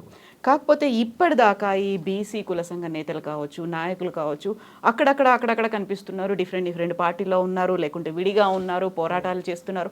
ఐక్యంగా పోరాటం అంటే ఇప్పుడు బీసీ శంకరావమో ఎక్కడో మన పరేడ్ గ్రౌండ్స్లోనో, నాంపల్లి ఎగ్జిబిషన్ గ్రౌండ్స్లోనో ఎక్కడో మాత్రం జరిగేది తప్ప ఒక ఏకంగా అయ్యి ఉద్యమంగా ఒక పోరాట రూపంగా ముందుకెళ్ళింది ఇప్పటిదాకా కనిపించలేదు కదా అంత తీవ్ర స్థాయిలో. ఇప్పుడు కనిపిస్తుంది కదా. ఇప్పుడు గ్రామీణ స్థాయిలో ఒక నలుగురు కూర్చొని ఒక చర్చ పెట్టుకుంటున్నారంటే బీసీల గురించి మాట్లాడుకుంటా ఉన్నారు. ఏమీ లేదండి. ఉద్యమం అంటే ఎక్కువ మంది ప్రజలు ఒక అంశం పైన ఎక్కువ చోట్ల మాట్లాడుకోవడమే ఉద్యమం. ఈ ఉద్యమానికి నేను ఇస్తున్నటువంటి నిర్వచనం ఇది. ఒకే అంశం పైన ఎక్కువ మంది ప్రజలు ఎక్కువ చోట్ల మాట్లాడుకోవడమే ఉద్యమము. అది జరుగుతుంది ఇవాళ, అది జరుగుతుంది. అది గుర్తించినాయి కాబట్టే ఇలా బీఆర్ఎస్ పార్టీ బీసీ ఆయనకి ఎమ్మెల్సీ ఇవ్వాల్సి వచ్చింది, కాంగ్రెస్ పార్టీ బీసీ ఆయనకి ఎమ్మెల్సీ బీసీ మహిళకి ఇవ్వాల్సి వచ్చింది, అటు సిపిఐ పార్టీ బీసీ ఆమెకి బీసీ క్యాండిడేట్కి ఇవ్వాల్సి వచ్చింది, ఇటు బీజేపీ పార్టీ మల్క కుమరే బీసీకి బీఫామ్ ఇవ్వాల్సి వచ్చింది. ఇదంతా జరుగుతుంది కాబట్టే ఇస్తా ఉన్నారు. ఇది జరగకపోతే వాళ్ళు ఎందుకు ఇస్తా ఉండే? సో ఇప్పుడు ఈ ఉద్యమాన్ని తీసుకొచ్చి ఒక అడుగు ముందుకు పడింది అనుకున్నప్పుడు కాంగ్రెస్ పార్టీ ఇచ్చినటువంటి లేటెస్ట్గా ఎమ్మెల్సీ అభ్యర్థుల ప్రకటన ఎట్లా అనిపిస్తుంది? స్వాగతిస్తున్నాం. పొరపాట్లు సరిదిద్దుకుంటున్నారు, స్వాగతిస్తున్నాం. ఒక్క నల్గొండకు సంబంధించి 5 ఎమ్మెల్సీలు అనౌన్స్ చేస్తే 4 నల్గొండ వాళ్లే ఉన్నారు. మీది నల్గొండే? మాది నల్గొండే. కానీ ఇదే ఉమ్మడి నల్గొండ జిల్లాలో 12 ఎమ్మెల్యే స్థానాలుంటే 12లలో 8 మంది రెడ్లు తీసుకున్నారు. మరి మీ యాంకర్స్ అందరు అడగాలి కదా, ఒక్క నల్గొండ నుంచి 8 మంది రెడ్లు ఎమ్మెల్యేలు ఉంటారా అని వాళ్ళని అడిగినప్పుడు బాగుంటుండే. ఇవాళ ఈ నల్గొండ జిల్లా బిడ్డలకు, పోరాటం చేసినటువంటి బిడ్డలకు కొంత అవకాశాలు దొరుకుతున్నప్పుడు కొద్దిగా స్వాగతించాలి అందరూ కూడా. సో గతంలో ఇలాంటి పోరాటాలు నల్గొండకి సంబంధించి అద్దంకి దయాకర్ కూడా చేసిండ్రు. ఆ తర్వాత చాలా కాలం ఆయన ఎదురు చూసిండు. ప్రతిసారి నిరాశే, ఆయన ఒక్కోసారి ఏడ్చినటువంటి సంఘటనలు కూడా ఉన్నాయి. ఇప్పుడు అల్టిమేట్గా ఆయనకు అభ్యర్థిగా అనౌన్స్ చేసింది. హ్యాపీ ఫీల్ అవుతున్నారా? సాటిస్ఫైడ్? సంతోషం. తోటి ఉద్యమకారుడు, పేదవాళ్ళ మంచి కోరుకునేటువంటి బిడ్డ అద్దంకి దయాకర్, ఆయనకి ఇవ్వడం మంచిది. ఇంకో డిమాండ్ కూడా ఐటమ్స్ చేస్తూ ఉన్నా. మా బిడ్డ, మా వర్గాల బిడ్డ విజయశాంతికి ఎమ్మెల్సీయే కాదు మంత్రివర్గంలో తీసుకొని హోమ్ మినిస్టర్ ఇస్తే కూడా మాకు మంచిది. అయితే ఆమె ఇంతకాలం ఎక్కడుంది? అసలు కనిపించలేదు. ఆమెకి సడన్ గా పాపప్ అయ్యారు, పేరు వచ్చింది, ఆయన క్యాండిడేట్ గా అనౌన్స్ చేశారు అనేటువంటి వాదన కాంగ్రెస్ లోనే వినిపిస్తుంది. ఒక విషయం చెప్తా ఉన్నా, విజయశాంతి గారు కనిపించకుండా పోయారు. ఆమె పోరాటం చేసినప్పుడు ఎక్కడున్నారండి? ఆమె తల్లి తెలంగాణ పార్టీ పెట్టి తెలంగాణ కోసం ఉద్యమాన్ని నిర్మించాలనుకుంది. ఆ తర్వాత తన పార్టీ పోయినా పర్వాలేదు, రాష్ట్రం వస్తే చాలని చెప్పి ఆ పార్టీని తీసుకుపోయి టీఆర్ఎస్ పార్టీలో విలీనం చేసి ఎంపీగా గెలిచి పార్లమెంట్లో మహిళా సింహం లెక్క నిలబడి బిల్లు పాస్ చేయించినటువంటి బిడ్డ విజయశాంతి. అవన్నీ గుర్తుకు రావా? ఆమె ఏం చేసిందంటే ముఖ్యమంత్రి కావడానికి అర్హత ఉన్నటువంటి బిడ్డ ఆమె. తెలంగాణ రాష్ట్రానికి ముఖ్యమంత్రి కావడానికి అర్హతలున్న బిడ్డ విజయశాంతి. అయితే ఇంతకాలం ఎందుకు కనిపించలేదు? అంటీ ముట్టనట్టుగా ఉన్నారు, పార్టీ వ్యవహారాలు, లేకపోతే అస్త్ర సన్యాసం చేశారేమో అనేటువంటి ఒక డౌట్ కూడా వచ్చింది. నెవర్. ఆమె త్యాగం చేసింది. మెదక్ ఎంపీ సీటును అడిగింది. అధిష్టానం ఆమెను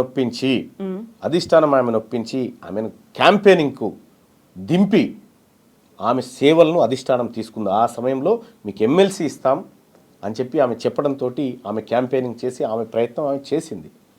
చేసి ఇవాళ ఎమ్మెల్సీ తీసుకుంటుంది. ఎమ్మెల్సీ మాత్రమే కాదు, మేము మా జాతుల బిడ్డ కాబట్టి చెప్తా ఉన్నాం, ముఖ్యమంత్రి పదవికి అర్హురాలు మినిమం మంత్రి పదవి అన్న ఇప్పుడు ఆమెకి ఇవ్వాలి.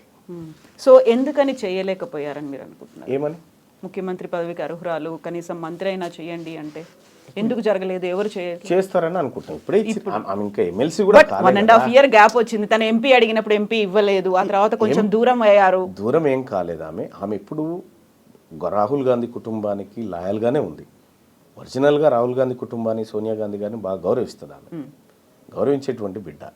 వాళ్ళ ఆదేశాల మేరకు ఆమె స్తబ్దుగా ఉండొచ్చు.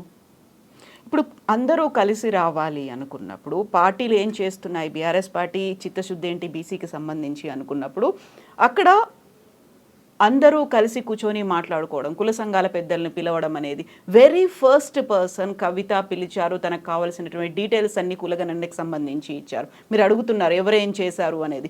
ఇప్పటిదాకా కులగణనకు సంబంధించి రౌండ్ టేబుల్లో అయ్యా, మెమరాండం ఇచ్చారు. ఆ తర్వాత ఏం జరగాలి అనే దాని మీద కంటిన్యూస్గా ఫాలోఅప్లు అవుతున్నాయి, ప్రెస్ మీట్లు పెడుతున్నారు.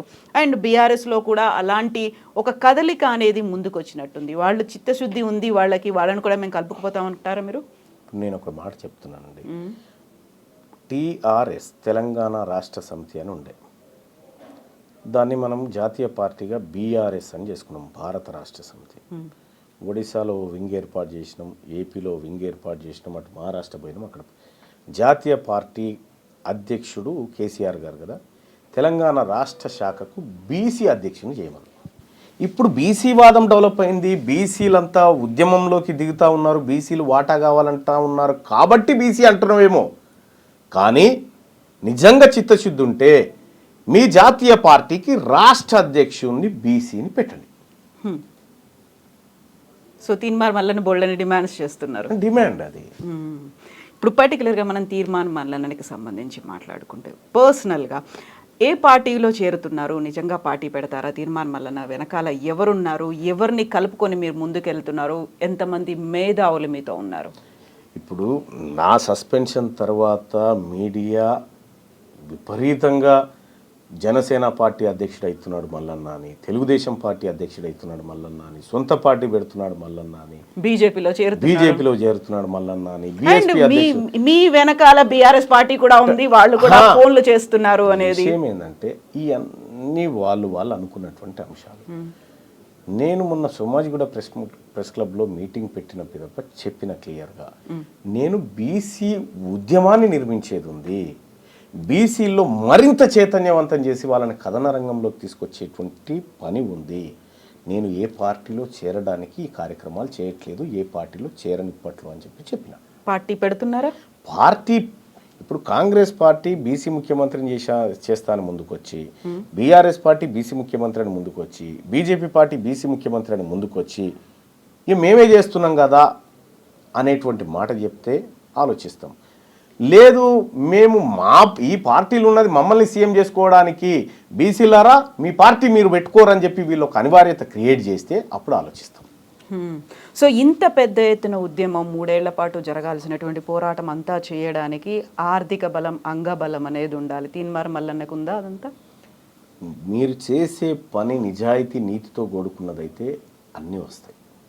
ఈ ప్రజల నుంచి మద్దతుతో పాటు అన్నీ వస్తాయి. మీ పోరాటంలో నిజం, ధర్మం ఉంటే సహకరించే ప్రజలు లక్షలాది మంది ఉంటారు. కేవలం ప్రజల సహకారం సరిపోతుందా? నాయకులు, పారిశ్రామికవేత్తలు ఎవరన్నారండి? వాళ్ళ కాడేముందండి? అసలైన సంపద ఈ వర్గాల దగ్గర ఉంది. బీసీలంటే ఇవాళ కనీసం 5,000 రూపాయలు ప్రతి నెల ఒక వ్యక్తి ఖర్చు పెట్టగలిగిన శక్తి ఉన్నటువంటి వాళ్ళు. 2 కోట్ల మంది బీసీలు ఒక నెలలో 5,000 రూపాయలు ఖర్చు చేస్తే 10,000 కోట్ల రూపాయలు ఎకానమీకి జమ చేసేటువంటి శక్తి బీసీల దగ్గర ఉంది. ఒక ఏడాదికి 1,20,000 కోట్ల రూపాయలు ఎకానమీకి జమ చేసే శక్తి వీళ్ళ దగ్గర ఉంది. అంతకు మించిన శక్తి ఏముంది? ఇంకా అది కాకుండా ఇంకా వీళ్ళ దగ్గర ఏముంది? కాకపోతే మల్లన్న గారు, ఇప్పుడు మీరు చేసినటువంటి అబ్జర్వేషన్ కావచ్చు, ఇన్నేళ్ల పాటు కనిపించినటువంటి ఎక్స్పీరియన్స్ కావచ్చు, ఇవన్నీ చూసిన తర్వాత ప్రజలు మేము నాయకులు అవ్వాలని కోరుకుంటున్నారా? అప్పటిదాకా ఉన్నటువంటి పారిశ్రామికవేత్తలో, అధికారంలో ఉన్న మంత్రులో, లేకపోతే అధికారులో వాళ్ళంతట వాళ్ళే మేము నాయకులుగా ఎమర్జ్ అవ్వాలని కోరుకుంటున్నారా? మీ అబ్జర్వేషన్ ఏంటి? ఈ కదలిక అనేది సామాన్య ప్రజల్లో కూడా కనిపించిందా? ఎస్, కనిపించిందండి. బీసీలో బహుశా నా ఫోన్లో ఉన్నది, ఒక ఆర్టీసీ బస్ ఎక్కిండ్రు ఒక ఆయన. ఆర్టీసీ బస్ ఎక్కి మిగతా ప్రజల్ని వీడియో తీసి అడుగుతున్నాడు, అమ్మా మీకు తీన్మార్ మల్లన్న తెలుసా అంటే, తెలుసు, మన బీసీల కోసం కొట్లాడుతుండగా బిడ్డ అని ఒక ఆమె చెప్తా ఉంది. కొట్లాడాలా వద్దా అని అంటే ఆమె చెప్తా ఉంది, మనకి ఇంత అన్యాయం అయిందని నాకు కూడా తెలియదు బిడ్డ, ఆయన చెప్పినాకనే అర్థమైంది, కొట్లాడాలని చెప్తా ఉంది. ఆయన ఎవరో నాకు తెలియదు. ఇట్లా ప్రజల్లో ఒక చర్చ జరుగుతూ ఉందంటే ఆ ప్రజలకు జరిగినటువంటి దశాబ్దాల అన్యాయాన్ని ఉద్యమంగా మలిస్తే ఉద్యమము నాయకత్వాన్ని ఇస్తుంది, ఉద్యమమే నాయకత్వాన్ని ఇస్తుంది. వాళ్ళు లీడర్లుగా ఎమర్జ్ అవుతారు. మనం లీడర్ కావాలని అనుకుంటే కాదు, ఆ ఉద్యమం ఇస్తుంది. సో ఇప్పటిదాకా ఎంతమంది అలా ముందుకొచ్చారు? చాలామంది ఎమ్మెల్యే స్థాయిలో పోటీకి పడే సత్తా ఉన్నటువంటి వాళ్ళు 500 మంది ఉన్నారు. అంతమంది ఉన్నారు. ఆ స్థాయిలో ఉన్నది వాళ్ళ బీసీ నాయకత్వం బలంగా. ఇప్పుడు గత ఎన్నికల్లో చూసినా, అంతకుముందు చూసినప్పటికీ ఇప్పటిదాకా ఎవరి దగ్గర అయితే డబ్బు ఉందో వాళ్ళు డబ్బు పెట్టి టికెట్ తెచ్చుకుందాము అనేటువంటి ఆలోచనలో మోసపోయిన వాళ్ళు ఉన్నారు. కోట్లు అలా దండుకున్నటువంటి లీడర్లు ఉన్నారు. వాళ్ళకేదో టికెట్ ఇప్పిస్తాము అని ఒక అభయం ఇచ్చి తర్వాత భంగపాటు ఇవన్నీ అయ్యాయి కదా. అలాంటివి లేకుండా తీన్మార్ మల్లన్న చెప్తున్నట్టుగా ఒక ఉద్యమం వస్తుంది, అందరికీ ఇస్తారు, ఎలా నమ్మాలి మిమ్మల్ని? విషయం ఏంటంటే డబ్బుతోటి టికెట్లు గెలుపులు అనేటివి ఉండవు.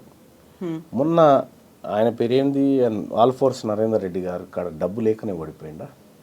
200 కోట్లు ఖర్చు పెట్టాడనేది కూడా వినిపించింది. మేబీ పెట్టిండొచ్చు, ఎంత పెట్టిండనేది తెలియదు. డబ్బు అనేది ఒక పార్ట్ మాత్రమే ఎన్నికల్లో, అది గెలుపు కాదు. కేసీఆర్ గారు తెలంగాణ ఉద్యమం చేసిన తర్వాత 2014లో మొదటి ఎన్నికలు ఫేస్ చేస్తున్న టైంలో డబ్బు మీద జరిగే ఎలక్షన్ కాజ్ మీద జరిగింది. ఒక కాజు వచ్చినప్పుడు డబ్బు దాని ముంగట పనిచేయదు. రేపు భవిష్యత్తులో డబ్బు రాజకీయాలు ఉంటాయి, వర్గ రాజకీయాలు ఉంటాయి. ఆ వర్గ రాజకీయాల ముందు ఈ పెత్తందారి వ్యవస్థ మోకరిల్లాల్సిన పరిస్థితి వస్తుంది. కాబట్టి భవిష్యత్తులో మీరు అనుకుంటున్నటువంటి డబ్బు రాజకీయాలు, ఇదే స్థాయిలో టికెట్లు కొనుక్కొచ్చుకోవడం, బీఫామ్లు, ఇంత సీనే ఉండదు. తీన్మార్ మల్లన్న వెనకాల ఎన్ని 100 కోట్లు పోగేసుకున్నారు అంటే నేనేమంటున్నా, తీన్మార్ మల్లన్న వెనకాల ఎన్ని 100 కోట్లు పోగేసుకున్నారనే కంటే ఎవరెవరు ఎంత ఇచ్చారో లిస్ట్ రాసుకున్నాండి, మీకు తెలుసు. మీ దగ్గర లేదా లిస్ట్? అంటే నేనేమంటున్నా, మీరు పోగుపడాలంటే ఎక్కడి నుంచి అయినా రావాలి కదా. ఆ ఎక్కడి నుంచి వచ్చినా వాళ్ళని తీసుకొని రండి. తీన్మార్ మల్లన్న చెప్పితే మా వర్గాల ప్రజలు గడబో అన్న ఖర్చు ఎందుకు చూసుకోపు అంటే చూసేవాళ్ళు 100 మంది ఉన్నారు. డయాసాయనకి ఏందో ఖర్చు ఏందో చూసుకోమంటే పెట్టేవాళ్ళు 100 మంది ఉన్నారు. పోగేసుకొని చేయాల్సినటువంటి అవసరం మాకు రాలేదు, రాదు కూడా. ఇక్కడ నుంచి వరంగల్లో జరిగినటువంటి మీటింగ్కి మీరు హెలికాప్టర్ వేసుకొని వెళ్ళారు. ఆ హెలికాప్టర్ ఎవరు అందించారు, దానికి డబ్బులు ఎక్కడి నుంచి వచ్చాయనే వాళ్ళకి ఏం చెప్తారు? అది మా వర్గాల నుంచి పనిచేస్తున్నటువంటి ఐటీ ఎంప్లాయీస్ ఆ హెలికాప్టర్ బుక్ చేసినారు. వాళ్ళే పాపం ఖర్చు పెట్టుకొని బుక్ చేసినారు, వాళ్ళే అరేంజ్ చేసినారు. అది త్రూ ఆన్లైన్ ట్రాన్సాక్షన్. ఆ హెలికాప్టర్ కూడా వాస్తవానికి పెట్టేది కాదు, కానీ రాజ్యసభలో విప్పుగా ఉన్నటువంటి డిఎంకే ఎంపీ విల్సన్ గారు, ఆయన తెల్లారే పార్లమెంట్లో ప్రైవేట్ బిల్ పెట్టేది ఉంది. ఈ సభకు హాజరై మళ్ళీ వచ్చి మళ్ళీ వెళ్ళిపోవాలా. రోడ్డు మార్గంలో అయితే ట్రాఫిక్ ఇబ్బందులు ఉంటాయని అది పెట్టడం జరిగింది. ఆయన సభకు వచ్చిన తర్వాత మేము హెలికాప్టర్ పంపించేసినాం. ఆ తర్వాత ఆయన సభ మధ్యలోంచి వెళ్ళిపోయాడు. ఎందుకు? ఈ ఫ్లైట్ అందుకొని మళ్ళీ ఢిల్లీకి పోయి ఆ బిల్ ఇంట్రడ్యూస్ చేయాలనేటువంటి ఉద్దేశంతో. అది వాళ్ళ కోసం పెట్టినటువంటి చాపర్ తప్ప ఇది మేము ఎక్కి తిరగడానికి కాదు. అది సో తీన్మార్ మల్లన్న అనగానే ప్రతిసారి ఒక వివాదాలు, ఆరోపణలు ఇవన్నీ ఉంటాయి. వాళ్ళకు ఒక మీరు సఫాయి లాగా సర్టిఫికేట్, క్లీన్ చిట్, నేను నాది ఇది అని చూపించుకోవడం ఎట్లా అనిపిస్తుంటుంది? నేను ఎందుకు చూపించుకుంటా అండి? అవసరం లేదా? నాకేం పనా?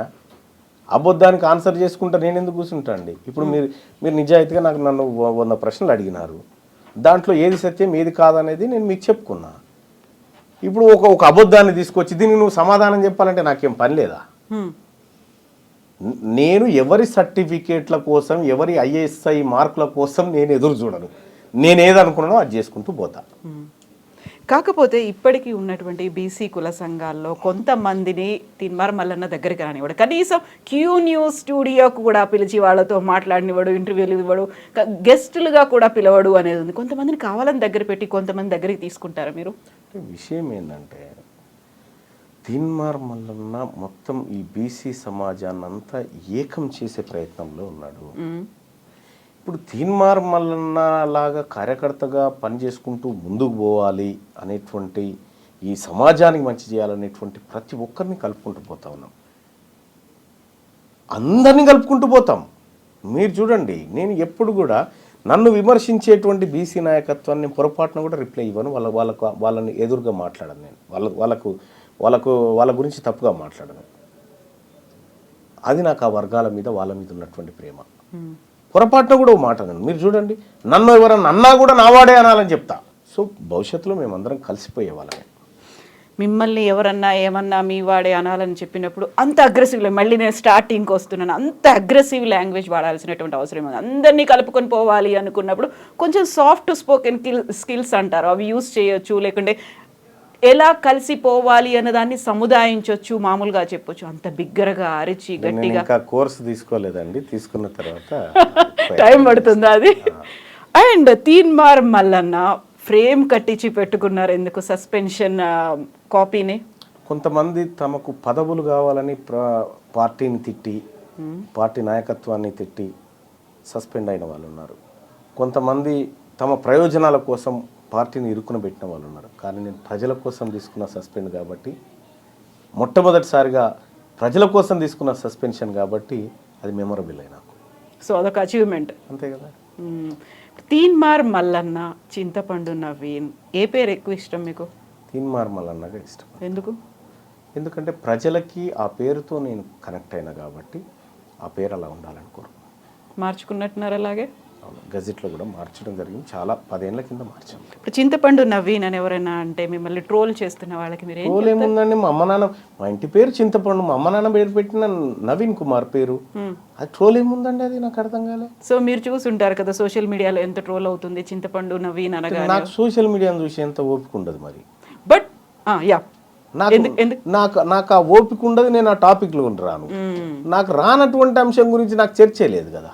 సోషల్ మీడియాలో ట్రోలింగ్స్ చూడను అనుకున్నప్పుడు వరంగల్ సభలోనే అంత పరుషంగా ఎవరో ఏదో కమెంట్ చేశారో ఆ పేరు అందించారు నాకు. మరి దానికి ఎందుకు రియాక్ట్ అవ్వాలి అంతగా? అంటే ఒకటి, మేము బీసీలంతా మాది తాగాలి అని చెప్పినప్పుడు ఆత్మగౌరవం ఉన్న బీసీలు కాదు, చేసి తాగుతాం సార్ అని చెప్పాలా?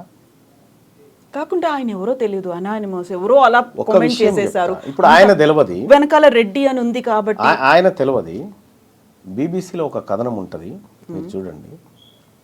బహుశా ఆయన పేరు మహేశ్వర్ రెడ్డి అనుకుంటా.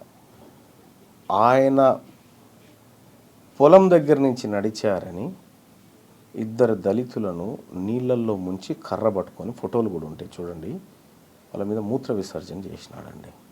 ఆయన ఎటు పోయారండి మీరంతా? అదే మహేశ్వర్ రెడ్డియా ఈ మహేశ్వర్ రెడ్డి? నాకు తెలియదు. ఆ ఘటన పోయినప్పుడు ఈ మాట చెప్పాల్సినటువంటి మీడియా, ఖండించాల్సిన మీడియా ఆ రోజు సైలెంట్గా ఉంది. నిజంగా దళితుల మీద అత్యాచారాలు జరుగుతున్నాయి, దాడులు జరుగుతున్నాయి, వివక్ష ఇంకా ఉంది, రావాల్సినటువంటి మార్పు ఉంది అనేటువంటి కథనాలు వస్తూనే ఉంటాయి కదా. నేనేమంటున్నా, మీరు మార్పు రావాలని కథనాలు రాస్తారు తప్ప వచ్చిన మార్పును స్వాగతించరు. నేనేమంటున్నా, బీసీల్లో వచ్చినటువంటి చైతన్యాన్ని స్వాగతిస్తూ మరింత ముందుకు తీసుకుపోవడానికి మీరు అందరూ ప్రయత్నం చేయండి అని చెప్పి రిక్వెస్ట్ చేస్తున్నాను. ఆబ్వియస్గా అందరి దగ్గర నుంచి అది ఉంటుంది. కాకపోతే తీన్మార్ మల్లన్నలో అంత చిత్తశుద్ధి ఉందా? నిజంగా అంతే స్ట్రాంగ్గా ముందు నిలబడతాడా? ఈ 3 years మీరు చెప్పినటువంటి 3 years ఇంత గట్టిగా ఉంటాడా? మీకు ఈ రోజు ఇంటర్వ్యూ ఇస్తామని చెప్పాము, అదే చిత్తశుద్ధితో ఇస్తా ఉన్నాము. తీన్మార్ మల్లన్న ఏ మాట అయితే చెప్తాడో ఆ మాట కోసం ప్రాణం పనంగా పెట్టాను నిలబడతాం. ఇంటర్వ్యూ ఇవ్వడం వేరు, ఆ మాట కోసం నిలబడడం వేరు. ఇన్ని లక్షల మందిని ఏకం చేసి 50కి పైగా ఉన్న కులాలని సమీకరణ చేసి అందరితో కలిసి ముందుకెళ్ళి పోరాటం చేసి మీరు ఇప్పుడు చెప్పినటువంటి అగ్రకులాలు లేకుంటే పార్టీలు ప్రభుత్వం వీటన్నిటి మీద మీరు పోరాడాలి ముందుకెళ్ళాలి అంటే ఇప్పుడు ఒకటి ఏంటంటున్నా, నేను నా ఏజు 42 సంవత్సరాలు, నేను చదువుకున్నా, నేను ప్రజాక్షేత్రంలో యుద్ధంలో ఉన్నా, నేను పత్రికల్లో పనిచేసిన, నేను అనేక మంది పేద వర్గాలు ఇక్కడికి వస్తే చిన్న చిన్న పిల్లలకు ఆపరేషన్లు చేయించి చదివిపించుకుంటూ పేదవాళ్ళకి ఇల్లు నిర్మించుకుంటూ ఉపాధి కల్పించుకుంటూ ఇవన్నీ మరి నేను ఒక్కనే చేయగలుగుతున్నా కదా. అంటే నీవు చేసే పనిలో చిత్తశుద్ధి ఉంటే సాధ్యం కానిదంటూ ఏది లేదు. మీరు అన్నట్టుగా 50 కులాలు, 50 కాదు 135 కులాలు, ఇవన్నిటిని చేస్తాం, చేసి చూపెడతాం. ఇవాళ తీన్మార్ మల్లన్న ఒక్కడే లేదు, తీన్మార్ మల్లన్నతో పాటు అనేక మంది మేధావి వర్గం ఈ బీసీ వర్గాల నుంచి ఉద్భవించింది. సో ఆ 103 కులాలు కూడా మీతోనే ఉన్నాయా? 135 కూడా మీతోనే ఉన్నాయి. 135 కులాలకు సంబంధించినటువంటి క్లాస్ ఇది. క్లాసు బీసీలను భారత రాజ్యాంగం బ్యాక్వర్డ్ క్లాసెస్ అని చెప్పినాయి, కాస్ట్ అని చెప్పలే. మేమంతా ఒకే తరగతి వాళ్ళము కాబట్టి ఒకే తరగతిలో ఉంటాం. మేము గ్రూప్కి లీడరా కార్యకర్త, ఆ గ్రూప్లో ఒక సభ్యుని. లీడర్ ఎవరు అవుతారు? లీడర్ ఎవరు కావాలనేది ఆ గ్రూప్ నిర్ణయం తీసుకుంటుంది, నేను కాదు. సో ఆ గ్రూప్ అంతా ఎప్పుడు ఏకమై ఎప్పుడు ఆ డెసిషన్ అనౌన్స్ చేస్తుంది అనుకుంటున్నారు? 2 ఏళ్ళు ఓపిక పట్టరాదండి, అయిపోతుంది కదా బీసీ ఉద్యమం.